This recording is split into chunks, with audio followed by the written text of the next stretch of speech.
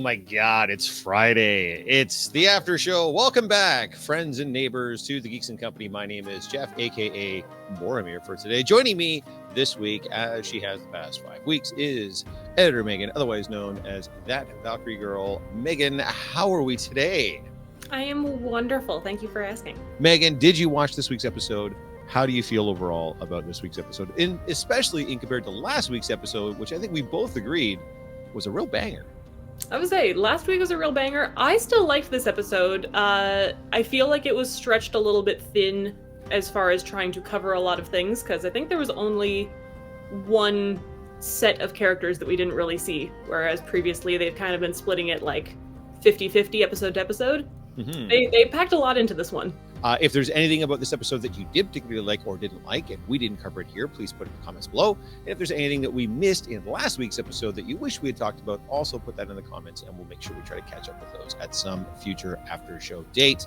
And the obligatory, of course, I have to say, if you're not already subscribed to the channel, you just stumbled across this video, please go ahead and give us a subscribe. This week's episode of The Lord of the Rings, The Rings of Power, there were two scenes that were essentially what I feel were one-off scenes that I'm just going to get out of the way really quickly.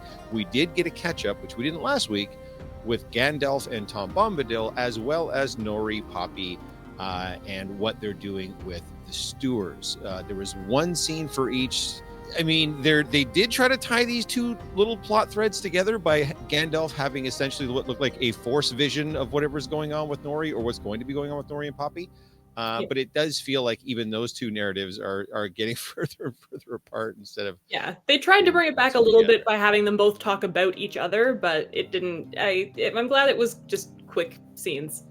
Yeah, I'm rather eager for them to reunite if they're going to, which I think clearly they are. Gandalf is given a choice at the end of the episode to go hunting for his staff in a forest of trees or to go and save his friend. I think we all know where this is going, kids. I think we all know he's going to go save Nori and Poppy. So hopefully we'll get those guys back together again and then somehow tie them into everything else that was going on in this episode. Let's start with Celebrimbor being crazy and or stupid. I wanna lean on stupid because let's be fair, he's been stupid for 5 episodes in a row. So I think what we saw in this episode, at one point, Celebrimbor feels like he hears something going on outside. It sounds like some sort of a siege, and just before he's able to race outside, Sauron stops him, and then he ends up going outside. But then Sauron concentrates for a moment, and then when we cut back to Celebrimbor sees a bright sunny day where children are frolicking in meadows and laughing and what do you think is going on here, Megan? Is he going crazy, or did our boy Sauron maybe cast a glamour to have him? I was gonna say Sauron's else? Just like fully fucking with his mind now. Like he can just make him see whatever he wants to see because he has enough influence over him. Yeah, I think we're starting to see really the power that Sauron has even without the rings. I think we're starting to get an idea of what Sauron is really all about, instead of just, the basic, very basic manipulations that he's doing on our poor dumb guy Celebrimbor. But what kind of power? It's almost like the Fae. It's almost like a glamour. And I thought they did a pretty good job of it. It's obvious that Celebrimbor is so twisted around at this point. He really doesn't know if he's coming or going, and he's become madly obsessed with the completion of these rings. Yep. But one thing that I don't understand why, at least plot-wise, it would be happening, because what Sauron wants is he wants the rings. He wants the 9 rings for men. He wants those done. He wanted them done yesterday, and they're not done yet. And whatever, crazy or deterioration is happening with Celebrimbor's mind is impeding his ability to make those 9 rings. Agreed. So is he messing with him and making him go crazy just to get, ruling power over Eregion? Or is this, a side effect that he can't help because he's been messing with him so much? I'm wondering if it's going to be more towards the former, but I don't even know if it would be so much. I think what's trying to occur, what he's trying to do, is Sauron is trying to get more and more control over the actual making of the rings themselves. He probably feels like at this point, the less Celebrimbor is involved in the physical making of the rings, the more the rings are going to be corruptible, which I think is why in the future the ring wraiths are only the rings, the rings of men, the dwarven rings. Those ring bearers did not turn into ring wraiths, nor did the elven rings. Well, I mean, they're still alive, so that would be why. But you understand what I'm saying. It was only the rings of men. So I feel like he's trying to push Celebrimbor to a point where all the other people that are working at the forge will see that Celebrimbor has lost his shit, which is starting to happen already.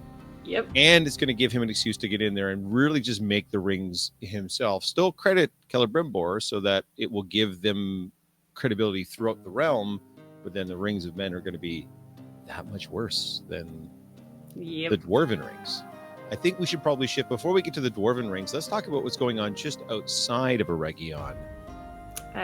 Yes. Jose with Adar and Galadriel. So it has been revealed that Eregion is about to come under attack. In fact, the very last shot of this episode is maybe the coolest shot in the series thus far. And that's saying a lot because there's been a lot of really cool shots in the series. We have flaming pitch or flaming bales or whatever are on their way to Eregion that are being launched by Adar and his legions. Legions. Yep. Legions of Uruks, and I think they're being very careful to make sure that they're being referred to, especially on their own, as Uruks, as opposed to orcs or goblins or what have you. So they are really trying to hammer home that this is a race of peoples and not just a band of randy monsters type thing. You know what I mean? Yeah, I would say, which I like that they're doing that. That's good. Now, what about the interactions between Galadriel and Adar? I had messaged you while I was watching it with a little Adar and Galadriel sitting in a tree. Which is not exactly the vibe that I got. I got very much more of a... I don't even know how to describe it. It feels like they have a mutual, at least the first conversation. It feels like there's a mutual animosity, but also empathy for, like, the bullshit that Sauron has put them both through. Right, so the enemy of my enemy, other. Right? Yes. Yeah. Yes. So that's it's again, it's tropey, right? Like, I know we hate each other and we're on completely polar opposite sides of everything, but if we join forces to go after the really bad guy, in fact, it's interesting because Adar actually addresses it, which took me aback because Adar says, "Well, what happens after? Yep. Say you and I destroy Sauron. Do you guys still destroy us? Do you, like, how will this work? Like, we're friends now. What happens when this is all over?" Well, and that was his whole thing. I think that's what pulled it around near the end, because obviously Adar decided he doesn't want to actually work with Galadriel. He got the information he needed out of her and is now just going to attack Sauron on his own. Even though Galadriel has the moment of, oh shit, Sauron doesn't have an army. You're giving him an army. You're playing into his hand. Which we talked about before, where that was clearly Sauron's aim or goal or whatever. There's no rhyme or reason why he would be in control of all the different forces of Mordor unless he had somehow taken them from Adar. Yep. And that's clearly what's going to happen. Yep. It is still, everything is the machinations of Sauron. Like, everything is a portent. Everything is, no, this is exactly what he wanted. We're playing right into his hands. We're giving him all no rhyme or reason as to what. This was Sauron's army. And they turned on him and they killed him, and he was a flippity-floppitous goop for a while on the side of a mountain before he was able to reconstitute himself. So I don't know what would happen between that Sauron and this Sauron that he could just magically take over these legions and legions of Uruk. Like, I don't know how Galadriel has sort of put this together, because right now, as it stands, if you had to guess based on what we've already seen, there's no chance in hell the Uruks are going to go over to Sauron. But somehow we know that's exactly what happens. Yeah, it's going to be interesting to see how that shift in power. I kind of empathize a bit with Adar. Like, I'm kind of like, Adar's kind of cool. Like, yeah, I like kind of want him to win. I would say I definitely like Adar. I know he's not going to win. No, of course he's not going to win. But I mean, I'm 100% rooting for Adar. And I don't know if that was the goal or not. But if it was, kudos, Amazon. If it wasn't, it's a nice little surprise, because I love how everybody else, like I said, especially with Galadriel, she's like, but it's all Sauron. Like, she's very like, but he's just like, we're just gonna walk in there and fuck some shit. Like, he's so chill and laid back, Like, he's so confident in what they are doing and what their goals are. So I thought that was really good. Cool. Even when they were talking about, like, hey, what happens after this?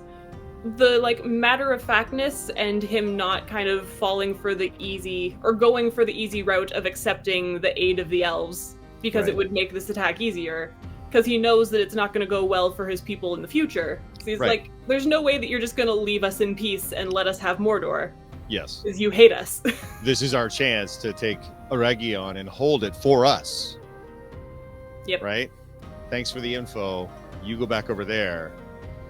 Papa's got this. Papa Uruk has got this. Don't worry about it. Speaking of Papa and sons, Yes. we'd be remiss if we didn't shift over to whatever the balls is going on in Khazad-dûm.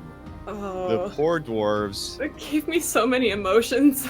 I've mentioned before, I think Numenor is the most beautiful place that they've rendered on the show, but Khazad-dûm is my favorite place on the show. I love everything that's going on there. I love all the people that are involved there, all the actors, all the characters that are there. We do get a sense of, again, the ring's hold on King Durin, as they are bringing him literally wheelbarrows of loot and Yep, gold and and just such. dumping it by the throne. I don't know if this is supposed to be an oblique reference to the eventual horde that Smaug that has inside that very mountain or not, or is it that mountain that it's that he's? Oh wait, that no, it Smaug wouldn't be is that in? one because it's by the other. Nope, different mountain. No, different mountain. So yeah, it's just a bunch of random big ass piles of gold that he's got around the kingdom now. I think this speaks really to the nature of royal families or noble bloodlines when it comes to a feudal society, because they're all still just blindly obeying the king at this point, even though you could spend 5 minutes with this dude and realize that's not the same dude. Something's up with Clearly, this dude. he's a completely different person. Every mannerism, every action, the way he speaks, the way he moves, everything about it. His beard is different, for the love of Pete. Like, he's a completely different guy, and it's obviously the change happened when he put the ring on. So I am curious as to why it's only Disa and Prince Durin that are even talking about some type of coup or overthrowing of. You would think enough of them would be like, yeah, he's clearly not acting the same as he was before he put the ring on. Or are they now kind of in a position where, well, whatever he's doing is working because now we're all just getting filthy rich. So Yeah, we don't, honestly, we don't I say think anything? it might be something like that. And also, I mean, I guess you don't know that it's just Prince Durin and Disa that are like privately talking about there being something wrong with the king. They're just close enough in the royal family that they're not going to be executed for attempting to throw him off the throne. Yeah, maybe talk about was the wrong terminology, but definitely doing anything about it, Yeah. I suppose, right? Like, it's not like they've rallied a bunch of support behind them for the obvious reason that the king is no longer himself. You would think someone like Prince Durin would be able to rally them to be like, clearly my father's been compromised by the ring. We need to be more cautious. I think we should do something. We haven't even seen any evidence. It's just him and Disa, just the two of them against the world for whatever weird reason. So I don't love that, but we are getting some very cool scenes there. Disa ends up calling down what looked like just some giant bats. Bats. I like the attack bats. They were fun. Yes. Yeah. Oh, initially, when she ripped was my heart out though when the two of them were talking, and he just breaks down crying, and he's like, I look into his eyes and I still see my father, and I'm like, yeah, he's still my dad. Because Disa goes over and like, are you crying? Like, as though she's never seen him do that before. So it's good to see some emotion coming out of the dwarves as well, because they're supposed to be stoic and hardy. You'll never see me cry. But we already know Prince Durin has a heart of gold, right? We already know he's a big old softie. So yeah, that was good to see. It's going to be interesting to see where this all sort of goes. Again, we already know they pull just a bunch of mithril out of this mountain because they end up making armor and shields and weapons and stuff. It's not just for the rings. Mithril ends up being a thing. Yep, sure it is. I'm going to be curious to see where this all kinds of ends up, because we still haven't even seen the effects of the other 6 rings either. We don't even know if the other dwarven kings even have the other 6 rings at this point. I think we're getting enough with King Durin to see what the rings are doing, like what they would be doing to the other dwarven kings. But it would be interesting to find out. It is called the Rings of Power. Let's find out what those other 6 rings are doing at some point outside of Khazad-dûm. Is there anything else that was happening in Khazad-dûm that you wanted to talk about? I was gonna say, I liked when Sauron showed up and was talking with King Durin and was like, we need mithril, what do you want in exchange for it? And he turned him down flat out originally, like he didn't try and negotiate or anything, and then it's just like, well, they need mithril. We're the only ones that have it, so they're gonna have to come back and give us whatever we want. I thought it was interesting as Prince Durin goes into the audience to see King Durin, and he said, "You summoned me, father," and I said, "No, he did." And then in comes Anatar / Sauron / Halbrand / whatever we're calling him this week. So, yes, interesting that for whatever reason that he can just summon the prince to the king's chambers on a whim, I guess. Like, I don't even know why Prince Durin was there. He was there for the audience to have him there. No, 100%. He wouldn't have needed to be there. Super did not need to be there. Just talked to the king. And it's not like we haven't seen things from Anatar's point of view anyway, so I don't know why it's not just Anatar going in to see the king, other than it was because they wanted the interaction with the two Durins afterwards. Yes, but but to say, well, Anatar wanted you here for this meeting, and we're all going, why? He's the dude that clearly doesn't like him. Yeah, clearly, and of course, so once again, Anatar leaves in a huff. And goes back in a huff, not before seeing a tiny little Balrog in the flames of. Yes. So again, I don't know if in the books they ever make a direct connection between the Balrog and Sauron, and they certainly didn't do so in the films. So I don't know because I believe, according to the lore, if I'm not mistaken, I think the Balrog and Gandalf are essentially the same. I think they're both Maiar. I think they're both like from the same type of lineage. I want to say. Let's find out. Yay! So they I'm are reading off of Wikipedia. They are to Maiar what orcs are to elves. Essentially, yep, that sounds about right. Yep, corrupted Maiar. Yes. So it looks like, according to the lore, they were both former servants of Morgoth. So maybe that's the tie-in between the Balrog and Sauron, that they both worked for Morgoth during the first uprising of a Dark Lord on Middle Earth. So there we go. Checks out. Interesting tidbit. The one last place that we have to go to is Numenor. It is indeed. Because Numenor, lots going on.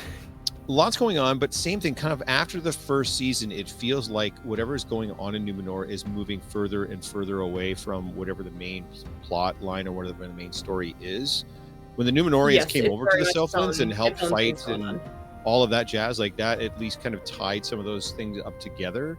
Now, we didn't get any of Isildur here in this particular episode. And that may be why it still feels sort of disconnected, because all of the Numenorian scenes for this one happen on Numenor. And it mostly revolves around our boy Elendil and the Queen and King Pharazôn and the continued battle for power. Yes, Saul's rings. Super did not help.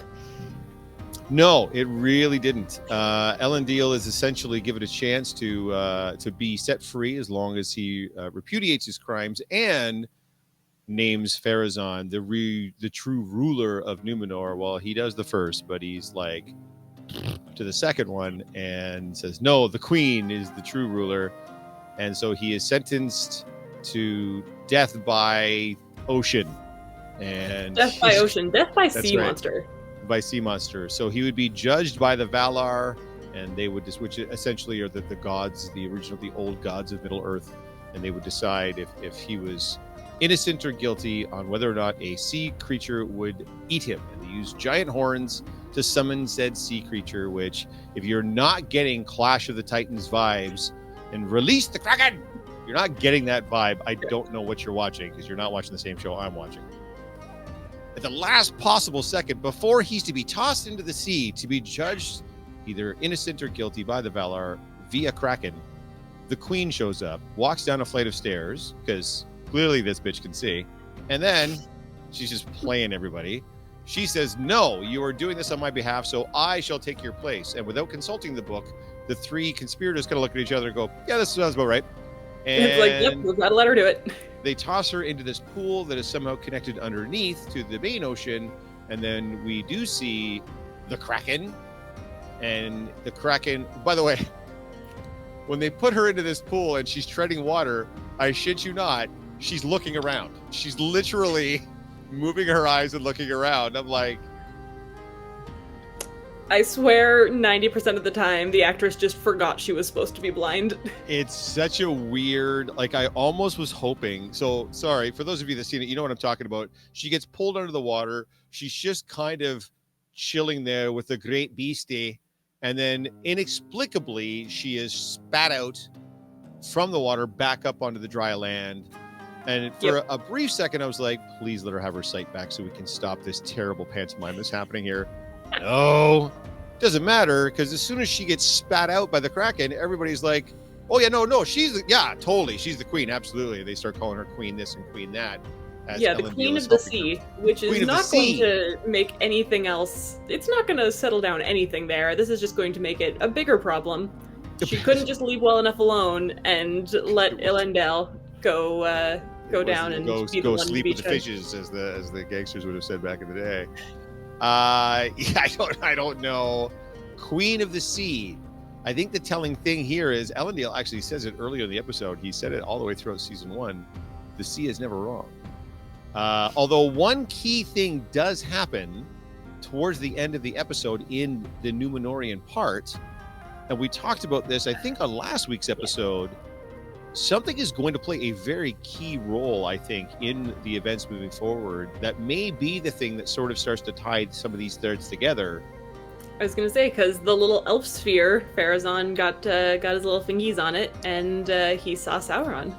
The Palantir, yes. So we finally see the connection the Palantir has with Sauron. Now, I have to say, maybe one of the coolest effects I've ever seen is when he puts his hand on the Palantir, and it literally starts to break out the reality of the Palantir, like, directly in front of him. It was such an amazingly cool effect, and how they showed that. But yes, the Halbrand, what looks like Sauron in his Halbrand form, turns and kind of looks back towards whoever's gazing into the Palantir at the time. So I think we're finally getting a sense of what the Palantir is supposed to be doing, giving whoever's using it that direct connection to Sauron and letting him use his masterful manipulation skills on whoever's going to be on the other end of that. So all in all, what did you think of this episode, especially compared to last week's episode? I still greatly enjoyed this one, especially all of the time at Khazad-dûm, but yeah, maybe not quite as good as last episode, but like still pretty good. I was not disappointed. If there is anything that you guys would like to further discuss about this week's episode, go ahead and put it in the comments below. Something that we didn't miss necessarily. Like we said, this wasn't going to be a beat-by-beat review of the episode, just the parts of it that we liked at the different locations that we've gotten exposed to for this one. But if there's anything that you want to talk about or you want to discuss, go ahead and throw it in the comments below. I'm sure one of us will be able to get back to you at some point to discuss that further. Otherwise, I think that is everything. Guys, thank you for tuning in for the after show. Please hit that like and subscribe button on the bottom. Leave us a comment. Otherwise, we'll see you next week. Stay geeky.